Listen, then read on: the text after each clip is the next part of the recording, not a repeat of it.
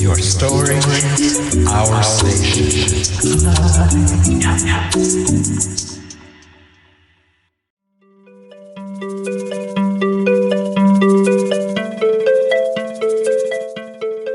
If you've ever felt trapped in that endless top 40 loop, you know the feeling. Same songs, same sounds, same safe choices. Like the world hit repeat and lost the button to try something new.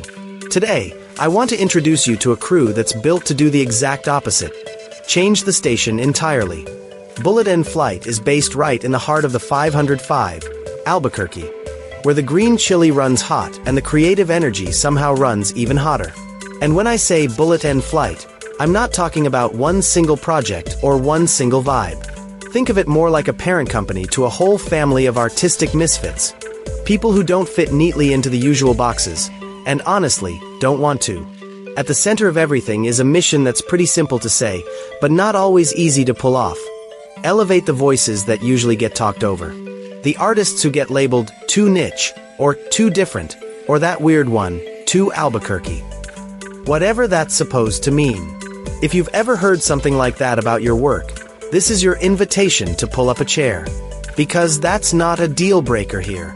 That's the whole point. Bullet End Flight is built around inclusivity, creative community building, and giving underrepresented artists the megaphone they deserve. Not as a trend, not as a marketing angle, but as the core identity. It's a response to a creative world that can feel gated, filtered, and overly polished, where the most interesting voices get told to tone it down so they can be easier to sell. And here's where it gets fun. Bullet End Flight doesn't believe in staying in one lane. Because why would you? Why drive a sedan when you could take a spaceship? The whole approach is more like, what does human expression look like across every format? And then going after all of it. Let's start with music, because that's a major part of the DNA. The mindset here isn't pick a genre and stay in it. It's more like, what's the vibe and does it hit? That can mean the spiritual charge of gospel, the late-night pulse of house music, the smooth storytelling and emotion of R&B, or even that classic country charm where life falls apart but somehow the drink is still cold. It's not about fitting into a category. It's about making something that feels alive. But it doesn't stop at music. There's a strong dedication to the spoken word too. Podcasts that get into the real stuff, not just surface-level chatter, and poetry that doesn't play nice. The kind that lands heavy, the kind that says what people avoid saying, the kind that reminds you words can still be dangerous in the best way. Then there's film and TV writing. Getting into scripts that actually have a heartbeat. Not another recycled reboot of a reboot. Not something designed by committee to offend the fewest people possible. The focus is on stories with soul. Stories with perspective. Stories that sound like they came from real lives, in real places, with real edges. And of course, the stage. Because there is nothing like live performance. It's unpredictable, it's electric, and yeah, anything can happen. And usually does. The stage is where art stops being an idea and becomes a moment, right in front of people who can feel it in real time. So why would an artist want to plug into something like this? Because being a starving artist has been romanticized for way too long, and it doesn't need to be the default. And being a lonely artist, trying to build everything by yourself, with no village, no network, no support, That's even worse. Bullet and Flight is about building that village on purpose. The goal is to take the talent that's been brewing in the Southwest, often overlooked, often underestimated, and project it outward. Not in a please notice us kind of way, but in a we're already here, and we're bringing the whole sound with us kind of way. Bullet and Flight positions itself as a launch pad, a safety net, and the hype you didn't realize you were missing. And let's be honest, a lot of people are tired of gatekeepers. Tired of needing permission. Tired of feeling like they have to sand down everything interesting about their work to be taken seriously. If that's you, this is a space that's built for finding your tribe. People who want loud, weird, real art, and who aren't afraid to make it together. If you want to get in the mix, deombase is https://justdominic. And if you want the visuals, you can find the YouTube channel at @justdominic.music. Bullet and Flight Music, LLC is the company behind it all. And the invitation is open. Check out what's being built, listen to what's coming out, and if you're ready to change the station, this is a good place to start.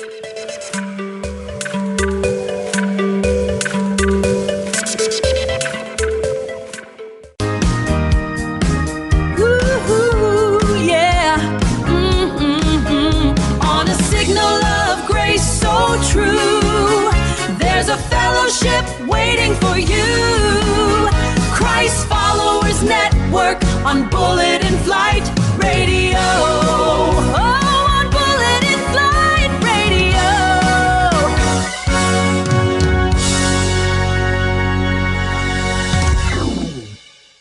Welcome back to Bullet and Flight Radio, your story, our station. Today we're stepping into a big one, something I've been turning over in my mind for a while, beyond the veil, sovereignty, spirit, and the decaying illusion of empire. Because if you look around right now, it feels like so many people are chasing freedom with white-knuckle intensity. Nations want hegemony. Political blocs want to control the future. World orders get announced, enforced, and then they crack. Identities that used to feel solid are suddenly up for debate. And in the middle of all of it, ordinary human beings are trying to figure out a simple question. What does it actually mean to be free? Here's the tension. So often, our desire for liberty stays chained to the very illusions we think we're escaping. We demand freedom, then hand our inner lives over to fear, status, consumption, tribe, and propaganda. We insist we're sovereign, and then we let the loudest institutions do our thinking for us. So to understand where we might be going over the next decade, I want to start by naming the nature of our confinement. And to do that, I'm going to reach backward, toward the ancient, the esoteric, and the prophetic. Not because the past was perfect, but because the past often sees what the present keeps trying to hide. Let's begin with a tradition many people in the West never really study in depth, the Ethiopian Orthodox Tewahedo Church and the Ethiopian Bible. You'll hear people describe the Ethiopian Bible as uniquely preserved, often summarized with a provocative phrase, the oldest and most complete Bible because it was never colonized. Now, that sentence can get flattened into a slogan, and I don't want it to become that. But it points to something real. Ethiopia's Christian tradition developed with a different historical relationship to empire than the one that shaped much of Western Christianity. And one of the most striking features is the canon itself. The Ethiopian Orthodox tradition recognizes 81 books. That wider collection pushes back against a Western instinct to assume the faith story is smaller, more controlled, more neatly managed than it actually is. It also preserves texts that many Western Christians only hear about in passing, or only encounter as extra literature, writings like 1 Enoch and Jubilees. And whether you read those texts devotionally, historically, or symbolically, they carry a theme that keeps showing up. Divine justice is bigger than any human boundary line. It's not built to protect a club. It's aimed at restoration, cosmic restoration. And that brings me to a story that sits right in the book of Acts, and yet still feels like it hasn't fully landed in the imagination of many churches. The Ethiopian eunuch in Acts 8. Here's what's so important about him. He's not presented as the obvious insider. He's an outsider on multiple levels. He's Ethiopian, so in the Mediterranean imagination of the time, he's foreign. He's a eunuch, so he carries a sexual and social status that doesn't fit neatly into the categories that religious legalism often tries to enforce. And yet he's also a person of influence, a person of status, someone trusted within an empire's system. So what happens? He's reading scripture. He's searching. And in that encounter with the divine, the story doesn't pause to ask whether he meets the community's gatekeeping requirements. The Spirit moves toward him. The message meets him in the wilderness. And the sacraments, welcome, baptism, belonging, are not withheld until a committee can debate his legitimacy. That is a direct challenge to every age that tries to make faith into border control. That's a disruption of exclusionary religion.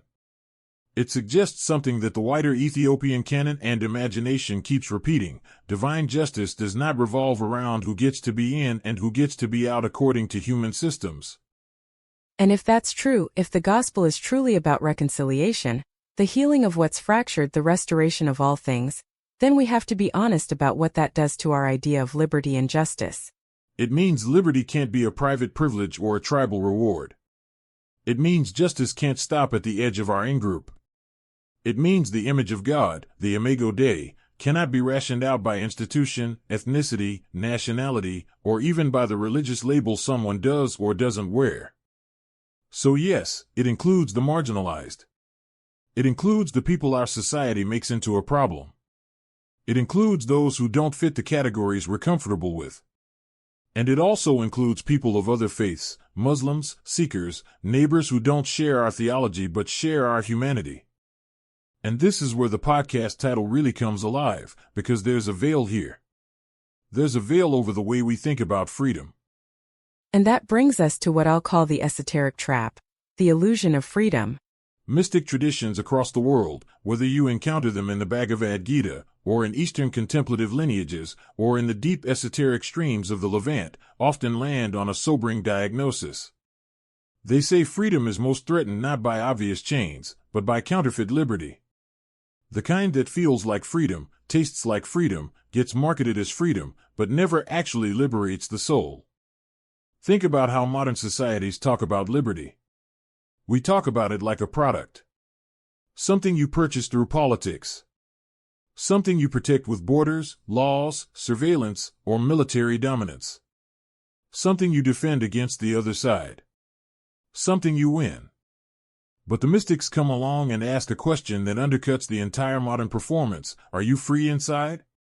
Or are you just free to obey a different master? Because if a person is still being run by cravings, greed, rage, envy, and the constant hunger for validation, then that person can live in the freest country on earth and still live as a captive. And if millions of people live that way together, what do you get? You get a nation that mirrors the inner bondage of its citizens.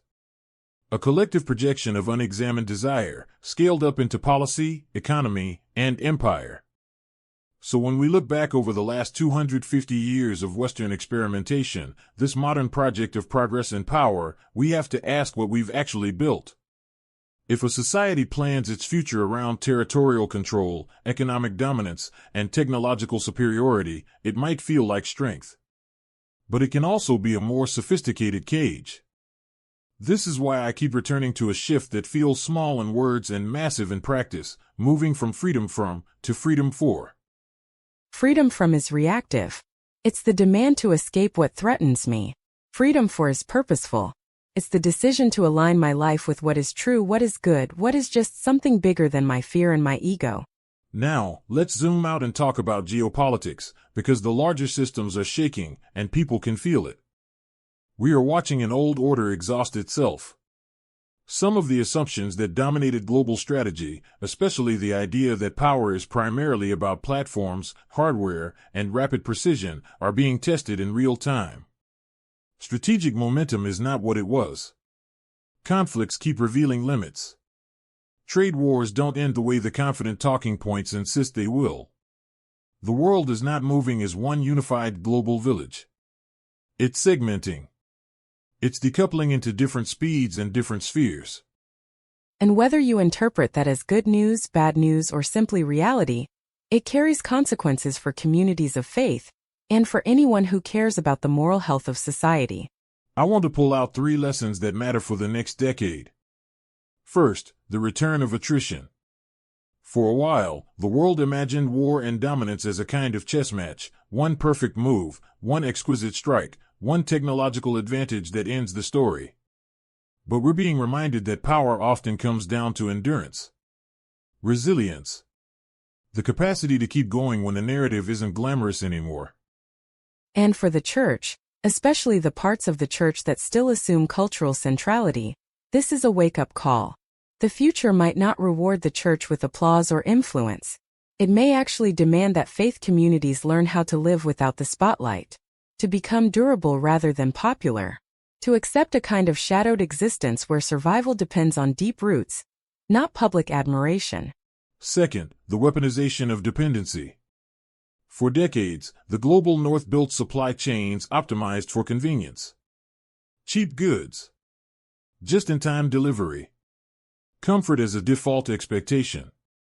But dependency is never spiritually neutral, and it's not politically neutral either. As China and other regional powers leverage minerals, manufacturing, and technological ecosystems, the world is learning the cost of convenience. Systems that were structured for efficiency can become instruments of pressure. For the faithful, that means we may have to relearn something our ancestors understood. Local integrity matters. Local capacity matters. And not in a romantic aesthetic way, practically. Can your community feed people? Can you support one another? Can you maintain dignity when the normal system is unstable? Third, societal resilience as strategy. Modern conflict doesn't only play out on borders. It plays out in attention, in morale, in trust, in identity, in whether communities can stay cohesive when propaganda, scarcity, and cynicism are working overtime. So here's the tough part. When political systems fail to provide justice or meaning, the burden shifts somewhere else. And often, it shifts to local communities, especially the church, if the church is willing to be what it claims to be. Not a fortress. Not an exclusionary clubhouse. But an ark. When I say ark, I mean a living community that can offer structure, spiritual grounding, and physical support, especially to those falling through the cracks, the displaced, the forgotten, the disillusioned, the marginalized, the people who don't have the luxury of waiting for the next election cycle to save them. So what's the path forward? If we're honest, a nation that's 250 years old is still young. It's still capable of acting like an adolescent, obsessed with dominance, allergic to humility, convinced it's immortal. Outgrowing that adolescence means doing a few hard things. One is decentering the state. That doesn't mean ignoring politics or pretending policy doesn't matter.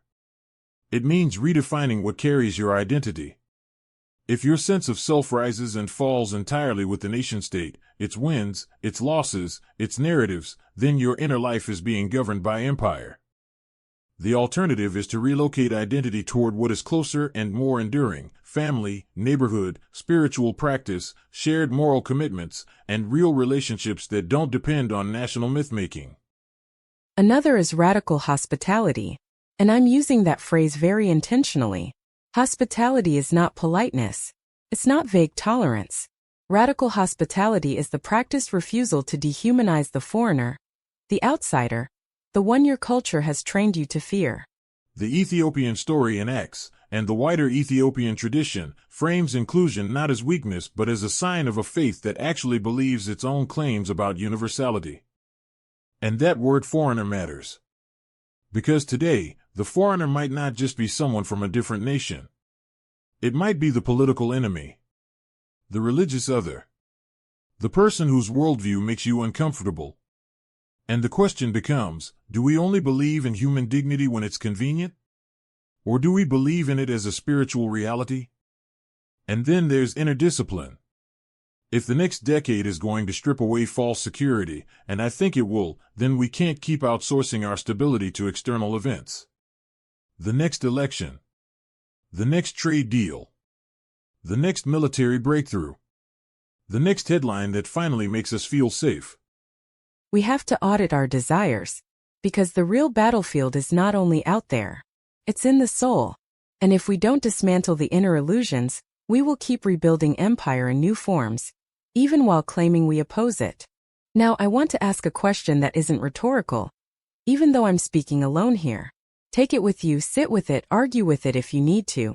As the structures of material-focused power begin to wobble, how can your local community start acting like a resilient ark? Not just for people who look like you, vote like you, or pray like you, but for the marginalized regardless of cultural or religious background. That question is especially important for people navigating the intersection of progressive faith and a complex global landscape, because being progressive can't just mean having the right analysis. At some point it has to mean grounded engagement, real practices, real commitments, real solidarity. So let's get concrete. How can progressive believers act in the next 10 years? Years that may test our integrity as institutions decline and public trust erodes. First, radical hospitality is resistance. Polarization is profitable. It drives clicks, votes, fundraising, influence. So when you choose consistent inclusion, especially toward people your society has trained you to treat as a threat, you are pushing against the whole machine. This isn't just about interfaith panels and polite dialogue, though those can be fine. It's about shared work. Build bridges with local Muslim communities by serving together. Food banks. Housing advocacy. Education support. Refugee assistance. Community gardens. School supply drives. Legal aid partnerships. Because in the real world, trust isn't built by slogans. It's built on the floorboards of shared struggle. You stack cans together. You show up at city council together. You protect families together. And you learn one another's names. Second, decentralized faith. As large institutions wobble, invest in microcommunities, small networks of support that can move quickly, care deeply, and focus on the least of these instead of preserving an image. Progressive Christianity, at its strongest, doesn't behave like a corporation. It behaves like a web of communities, local, adaptive, rooted, committed to people more than branding. Third, practice intellectual humility. Draw from ancient wells. Learn from mystics. Revisit texts outside the mainstream Western canon, Gnostic writings, apocryphal traditions, Ethiopian perspectives, Eastern contemplative wisdom. Not to become spiritually eclectic as a fashion statement, but to remember something basic: the divine is always larger than the boxes we build. If being progressive means anything, it should include being a serious student of truth, wherever truth is found, and being willing to admit we don't have the whole story. Fourth, economic noncompliance. This is a hard one, because it forces us to look at how our daily lives are entangled with systems that profit from instability. If the ruling economy rewards trade wars, endless growth, and conflict while ordinary people suffer, then part of faithful resistance is modeling a different economy. Conscious consumerism. Supporting local independent producers. Choosing repair over constant replacement. Investing in independent media and artists who aren't funded by the same incentives that keep the machine running. It's not about purity. It's about direction. It's about refusing to pretend that our money is morally neutral. And that leads naturally into prayer.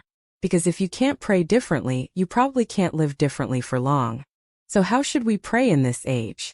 First, pray for sight, not safety. A lot of our prayer life is built around comfort, asking God to keep our world stable, keep our preferred side winning, keep our nation dominant, keep our people protected. But what if the first thing we need is clarity? What if we need the grace to see beyond nationalism, beyond propaganda, beyond the mythology of redemptive violence? What if we need the courage to recognize the humanity of the people our culture calls the enemy? Second, recover the prayer of lament. Ancient traditions, including Ethiopian and the Desert Mother and Father streams, don't rush past grief. They teach us to carry sorrow honestly before God. So pray through the losses. Grieve the wasted lives of war. Grieve the corrosion of trust. Grieve the suffering that our own country has participated in, ignored, or justified. Lament is not despair. Lament is truth-telling. It clears the ground for new growth, because it refuses to build the future on denial. Third, contemplative stillness. Before you act, be still. If you're constantly rattled by the news cycle, your activism becomes reactive. You start mirroring the very chaos you claim to be fighting. Mystic traditions insist that the best action rises from interior silence, alignment with the One, with God, with reality as it is. And from that place, your actions don't just make noise. They become transformative. Fourth, pray for the third way. Don't pray for your side to crush the other side. Don't pray for domination with a religious gloss. Pray for a way forward that neither you nor current leaders can yet imagine, one that protects human dignity across borders and across identities. The third way isn't a compromise with injustice. It's a creative breakthrough that refuses the false binary the empire keeps offering you. Now, let's talk directly about the church's role in the coming decade. The church's task is not to manage empire. It's to survive empire by becoming sanctuary. As geopolitical systems reset, tensions in the Middle East, shifts across Europe, the cooling and fragmenting of global trade, the church has to decide what it actually is. If it's simply a cultural accessory to national power, it will fall as national myths fall. But if it can become a real support system, then it can hold people through the instability. Sanctuary means being prepared to care for those displaced by economic shocks, political violence, climate stress, and social fragmentation. Sanctuary means being able to offer community to people who don't trust institutions anymore. Sanctuary means being able to feed people, shelter people, counsel people, and teach a moral imagination that isn't shaped by conquest. And paradoxically, that might mean the church becomes most faithful precisely when it becomes less impressive, less aligned with prestige, less dependent on being culturally central, more rooted in actual service. There's a final truth I want to hold in front of you, because it's the kind of truth that steadies the spine.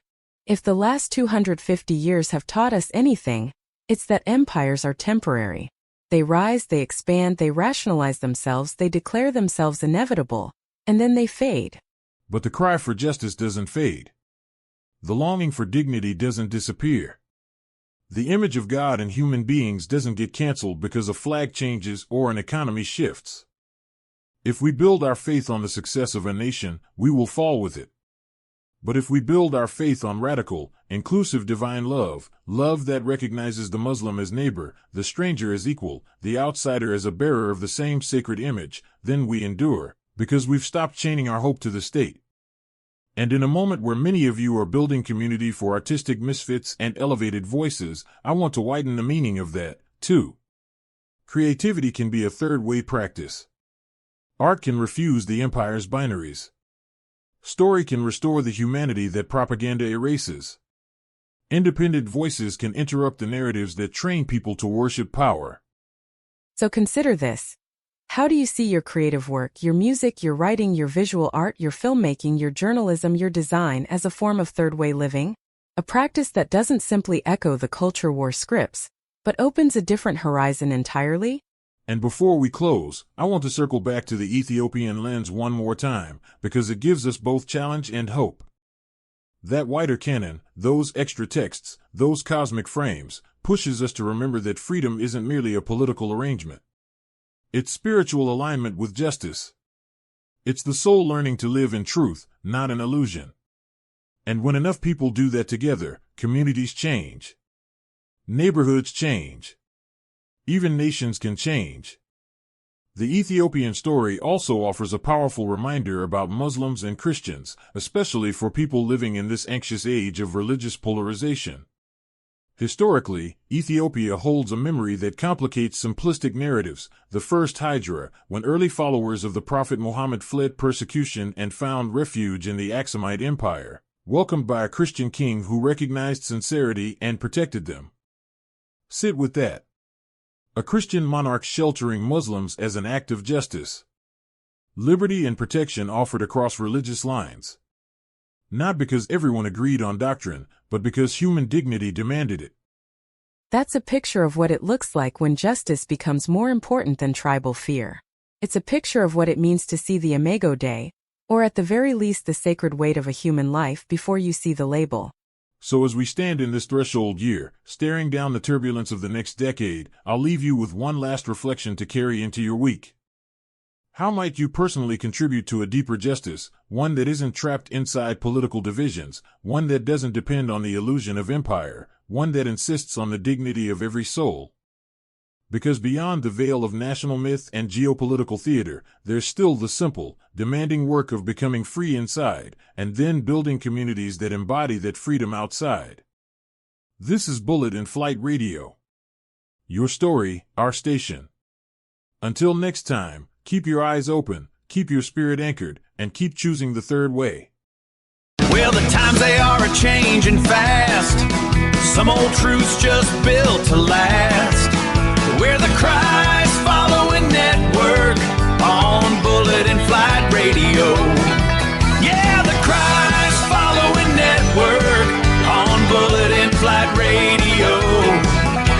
Christ Following Network on Bullet in Flight Radio.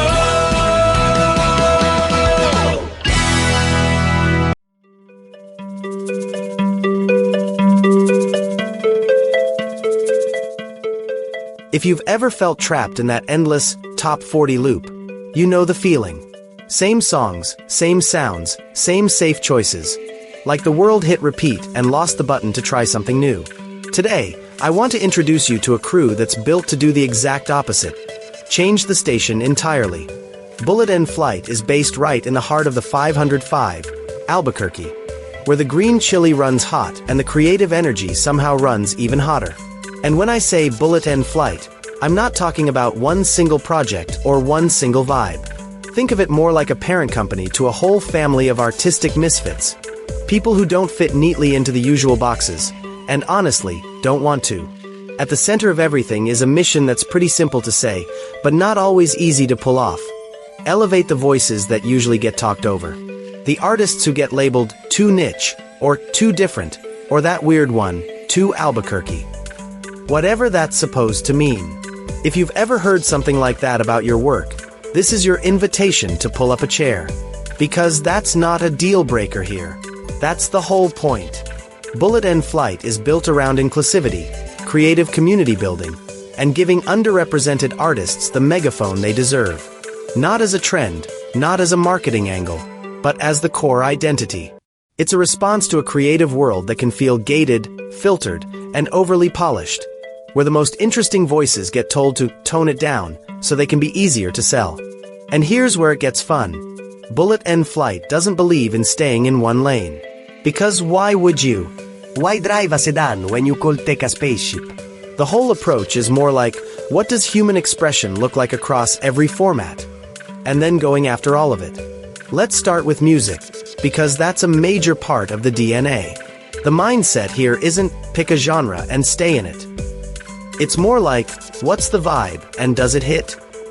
That can mean the spiritual charge of gospel, the late-night pulse of house music, the smooth storytelling and emotion of R&B, or even that classic country charm where life falls apart but somehow the drink is still cold. It's not about fitting into a category. It's about making something that feels alive. But it doesn't stop at music. There's a strong dedication to the spoken word too. Podcasts that get into the real stuff, not just surface-level chatter, and poetry that doesn't play nice. The kind that lands heavy, the kind that says what people avoid saying, the kind that reminds you words can still be dangerous in the best way. Then there's film and TV writing. Getting into scripts that actually have a heartbeat. Not another recycled reboot of a reboot.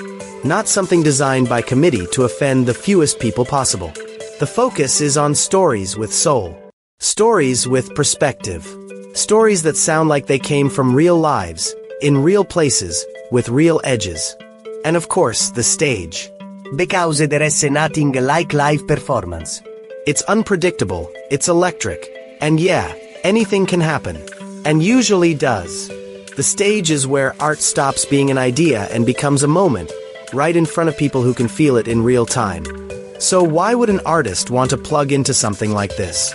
Because being a starving artist has been romanticized for way too long, and it doesn't need to be the default. And being a lonely artist, trying to build everything by yourself, with no village, no network, no support, that's even worse. Bullet in Flight is about building that village on purpose. The goal is to take the talent that's been brewing in the Southwest, often overlooked, often underestimated, and projected outward. Not in a please notice us kind of way, but in a we're already here, and we're bringing the whole sound with us kind of way. Bullet and Flight positions itself as a launch pad, a safety net, and the hype you didn't realize you were missing. And let's be honest, a lot of people are tired of gatekeepers. Tired of needing permission. Tired of feeling like they have to sand down everything interesting about their work to be taken seriously. If that's you, this is a space that's built for finding your tribe. People who want loud, weird, real art, and who aren't afraid to make it together. If you want to get in the mix, Deombase is https://justdominic. And if you want the visuals, you can find the YouTube channel at @justdominic_music. Bullet and Flight Music, LLC is the company behind it all. And the invitation is open. Check out what's being built, listen to what's coming out, and if you're ready to change the station, this is a good place to start.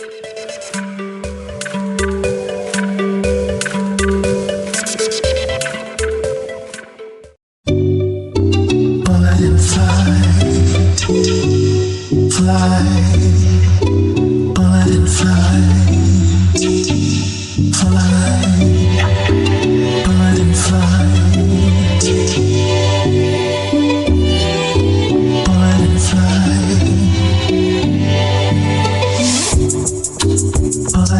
Flight, bullet and Flight,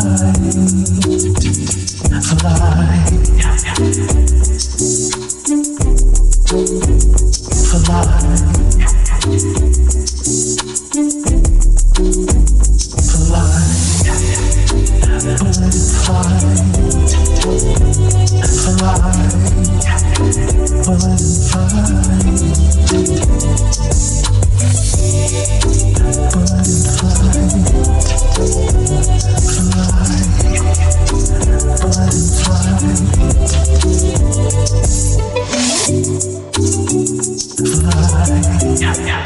Your story, our station.